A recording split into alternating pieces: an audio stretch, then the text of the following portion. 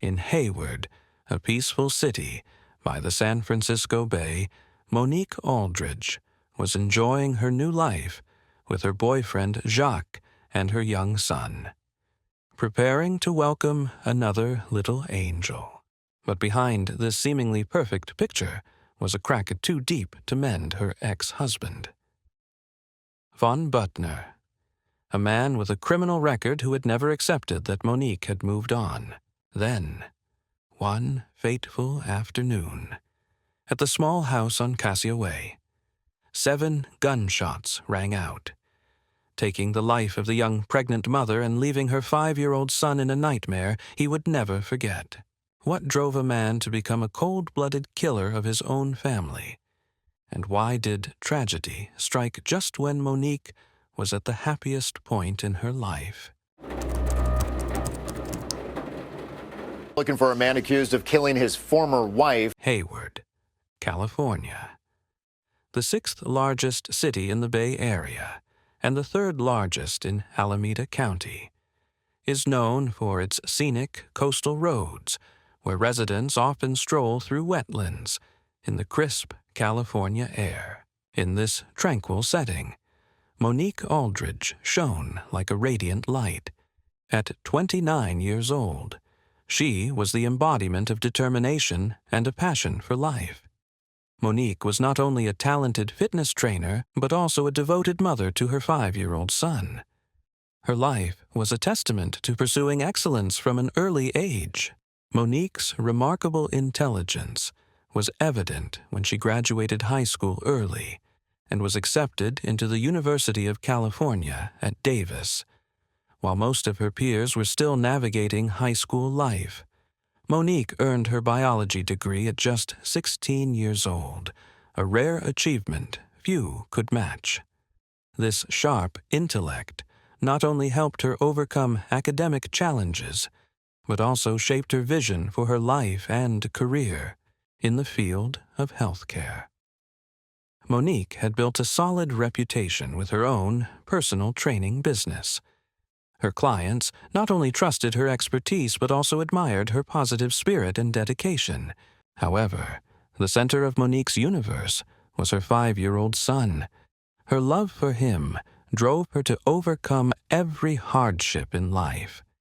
Before tragedy struck, Monique was in the happiest phase of her life, excitedly awaiting the arrival of her second child, a new beginning filled with hope for her small family. But not every chapter of Monique's life was a fairy tale.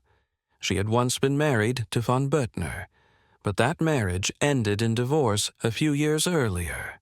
Von Butner, 33 years old, entered Monique's life like a strong gust of wind, carrying hopes of a bright future but also harboring shadows that she couldn't yet see. When they decided to marry, Monique believed that love would be strong enough to change everything, that the responsibilities of being a husband and father would help Von become the best version of himself. Monique, with her diligent and goal-oriented personality, invested herself fully in the marriage. She was not only a hard-working wife, but also a supportive partner, always trying to encourage Von to take life more seriously. To Monique, a happy family required a solid foundation, financial stability, long-term plans, and, most importantly, a commitment to parenting responsibilities. When their first son was born, Monique hoped that fatherhood would be the catalyst for Von to transform completely. She envisioned weekend mornings with the family eating breakfast together, outdoor outings, and planning for their child's future. Monique dreamed of a life where they would build careers together, raise their child, and create beautiful memories. However, reality was far harsher than Monique's expectations. Von seemed unwilling to share her vision of a stable life. Instead of focusing on building a family, he continued a reckless lifestyle without clear goals. Arguments began to surface, starting as minor disagreements about spending or dividing family responsibilities, but gradually escalating into more serious conflicts.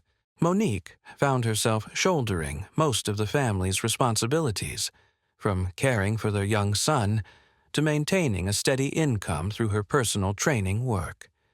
She felt as though she was living with a stranger, someone with whom she could no longer share the values and dreams she held most dear. As time passed, the differences between Monique and Vaughn became stark and irreconcilable. Monique was a planner, always thinking about the future, while Vaughn seemed to live only for the present, heedless of the long-term consequences of his decisions. This not only strained their marriage, but also negatively impacted their parenting. Monique realized she couldn't change Vaughn, and more importantly, she shouldn't have to. A healthy relationship required mutual agreement and shared core values, something their marriage lacked. She grew exhausted from constantly trying to pull Vaughn toward a positive path while he showed no motivation to change. Vaughn's criminal record charges related to illegal firearm possession, drug trafficking, and a pending robbery case heightened Monique's concerns about her family's future. She didn't want her son growing up in an unstable environment where his father couldn't be a positive role model. These worries weighed heavily on her mind, affecting her sleep and work. The decision to divorce was not an easy one for Monique. She carefully considered her options, sought advice from family and friends, and even tried marriage counseling. But when all efforts failed to yield positive results, she realized divorce was the best choice for both of them, and, most importantly, for their son. After finalizing the divorce, Monique focused on caring for her son and rebuilding her life. She found solace in her work, where she could help others achieve their health and fitness goals. Her personal training business not only provided a stable income, but also allowed her the flexibility to care for her son. One day, fate brought Monique to Jacques Field. Jacques was a mature, responsible man who shared many of Monique's values, unlike her previous relationship. The love between Monique and Jacques grew from mutual understanding and shared dreams for the future and a positive approach to life. Jacques not only loved Monique, but also accepted and cared for her 5-year-old son as if he were his own.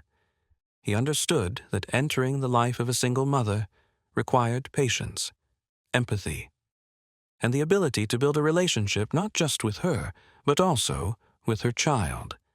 Jacques did this remarkably well. They decided to move in together in Oakland, California, in a cozy home on Cassia Way. This wasn't just a new address, but a symbol of a new chapter in Monique's life. The house became a place filled with the laughter of a child, deep conversations between two adults, and plans for a bright future.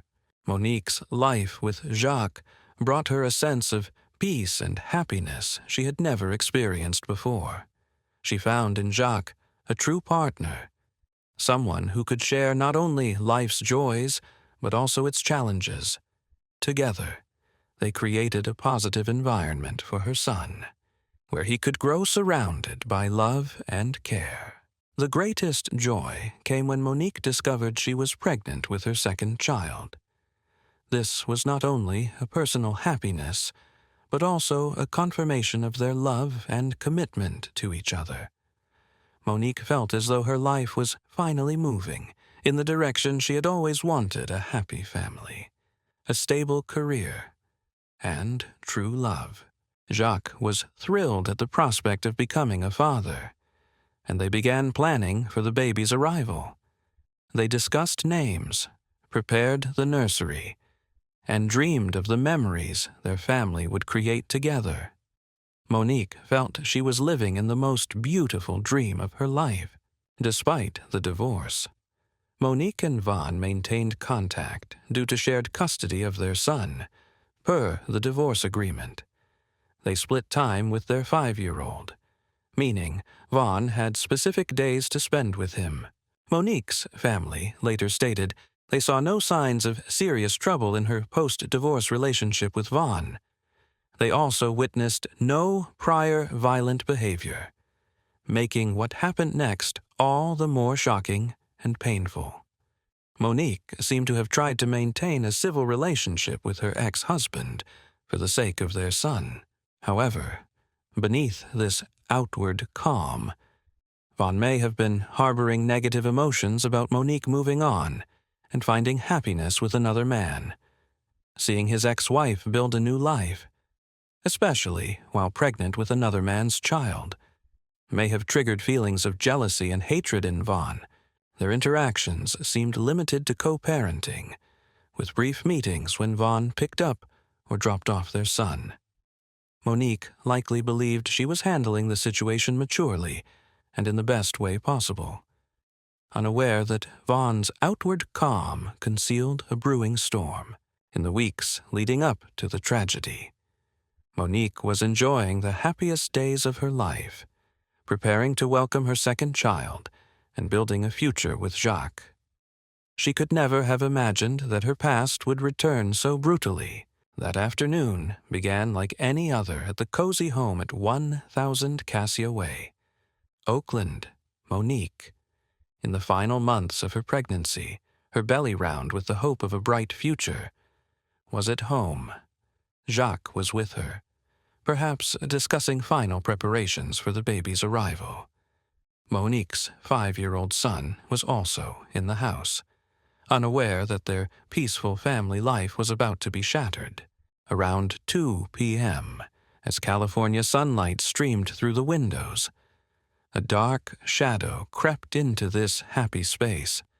Von Bettner, with a dark mindset and brutal intentions, appeared at the home where his ex-wife was building her new life. No one can know exactly what transpired in those final moments. Perhaps Vaughn had been watching Monique, observing the happy life she shared with Jacques. He couldn't accept that the woman who was once his wife had found true happiness with someone else, something he could never give her. The sound of gunshots shattered the tranquility of an ordinary afternoon in the neighborhood. The shots rang out in rapid succession, creating a deadly symphony no one wanted to hear. Von Bettner, gun in hand, turned the house once a symbol of love and hope into the scene of a heartbreaking tragedy. Monique, the pregnant woman, was shot 7 times in the head. 7 shots a number symbolic of the brutality and uncontrollable hatred. Her pregnant body, which had been nurturing new life, became the target of death. Not just one life was taken, but also the hope of a future, of a child who never had the chance to be born. Jacques Field, the man who brought Monique true happiness, couldn't escape Vaughn's frenzied hatred. He was shot in the stomach, a severe wound but not immediately fatal. In those final moments, Jacques may have tried to protect Monique and the boy, or simply became a victim of blind rage. The most heartbreaking part of this tragedy was the presence of Monique and Vaughn's 5-year-old son. This innocent child, a product of the love they once shared, was now forced to witness his father take his mother's life. However, according to family accounts, the boy fortunately did not directly witness the entire horrific event. He may have been in another room or shielded from the gruesome scene. But even if he didn't see it directly, the sound of gunshots, screams, and chaos undoubtedly left the deep psychological wounds in his young soul.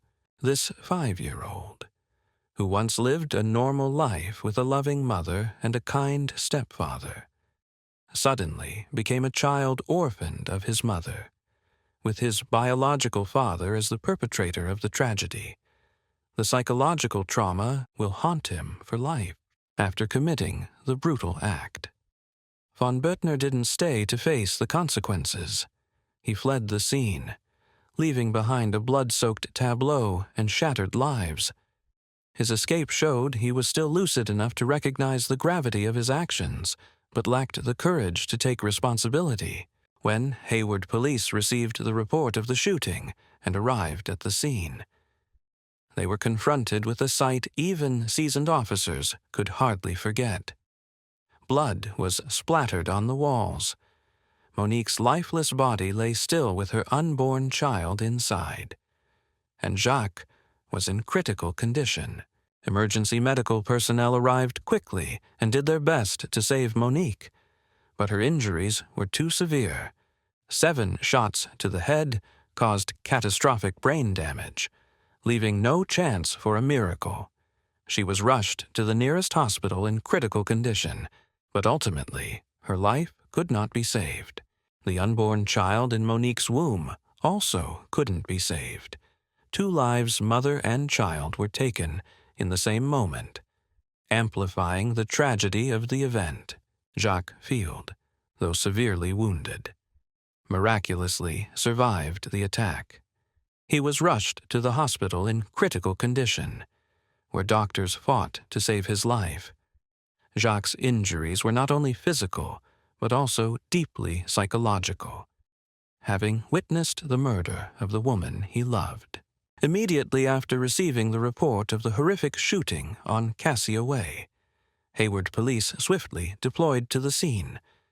This wasn't a mysterious case with an unknown perpetrator, but a crime with a clear motive rooted in the complex relationships between the individuals involved.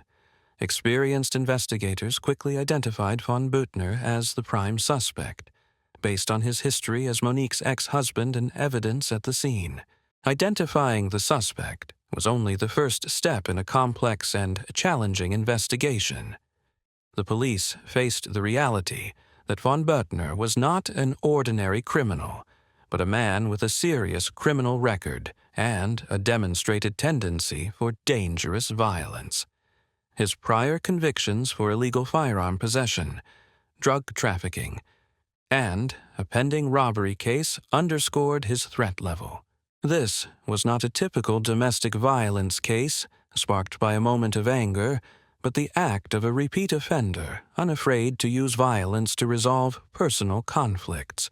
This realization made the manhunt both urgent and perilous.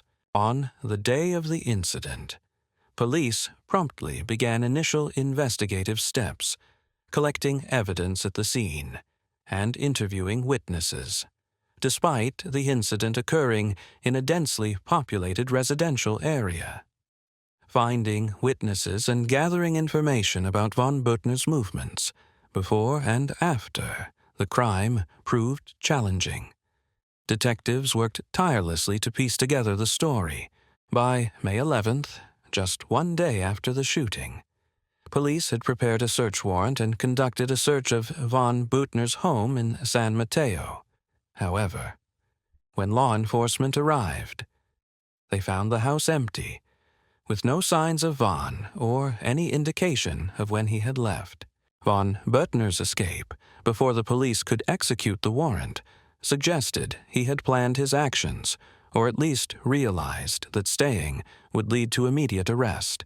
This also demonstrated his lucidity in planning his flight, increasing the perceived danger and calculation of his crime.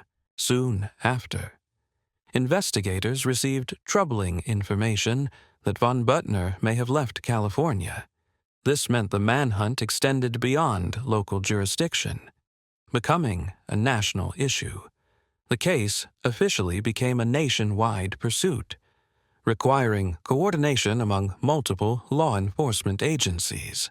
Hayward police quickly collaborated with the U.S. Marshals Service, one of the most experienced and specialized agencies in tracking fugitives. The U.S. Marshals have a vast, nationwide network and the resources needed to pursue dangerous criminals like von Büttner. To encourage community cooperation and enhance the chances of apprehending the suspect, the U.S. Marshals offered a $10,000 reward for any information leading to von Büttner's arrest. This reward reflected the severity of the crime and the determination of law enforcement to bring the perpetrator to justice. Crucially, Police warned that von Büttner was considered armed and dangerous. This warning was issued not only to law enforcement but also to the public. Anyone who saw or had information about him was urged not to approach, but to contact police immediately. The manhunt spanned multiple states, involving various law enforcement agencies. Detectives worked relentlessly, following every lead, from reviewing security camera footage to interviewing von Büttner's friends and family to identify potential hiding spots. Finally, through close collaboration between agencies and community tips, von Büttner was located in Seattle, Washington. Cooperation between the Seattle Police and the King County Sheriff's Office led to his successful arrest in a Seattle residential area.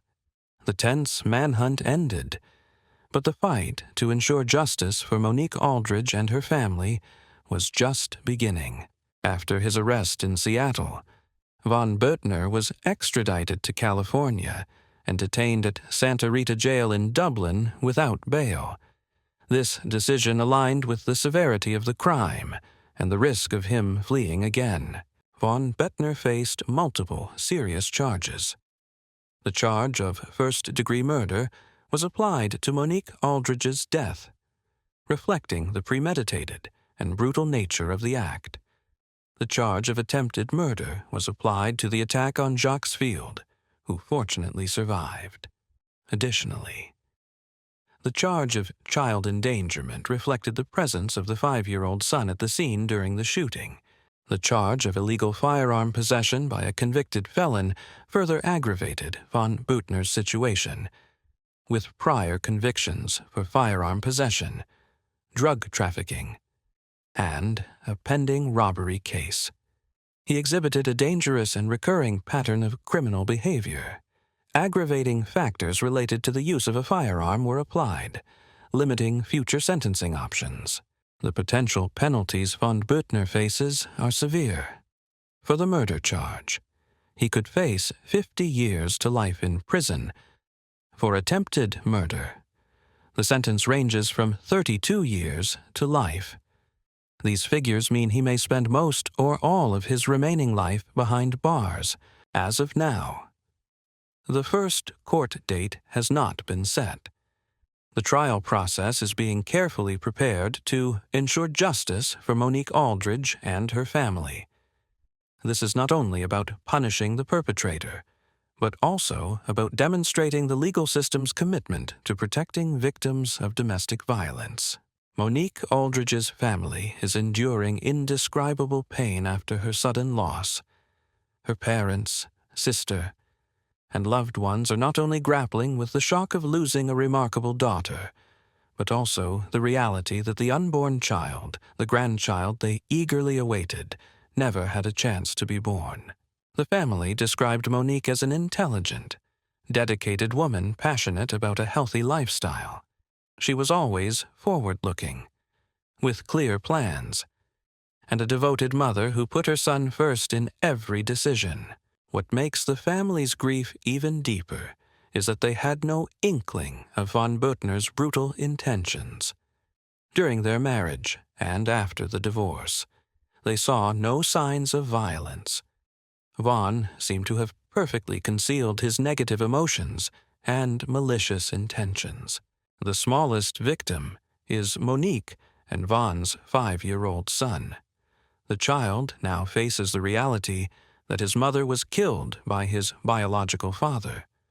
The family is planning age-appropriate conversations to gently explain the situation. The boy will receive professional counseling to help process the psychological trauma from this devastating event. Jacques Field is recovering both physically and emotionally. His abdominal wound has been treated, but the psychological scars from witnessing his partner's murder will take far longer to heal. The Hayward and Oakland communities have expressed deep condolences. Clients, colleagues, and neighbors remember Monique as a positive woman who encouraged others to live healthy and happy lives. The family and community hope von Bürtner will receive the harshest possible sentence, not only as punishment, but also as a message that domestic violence will not be tolerated. They hope justice will be served so Monique and her unborn child can rest in peace. Monique Aldridge's story is a painful reminder of the consequences of domestic violence and the importance of strengthening protections for victims of abuse. Our heartfelt condolences go out to Monique Aldridge's family and friends. May her memory be a blessing and a driving force for change toward a safer society.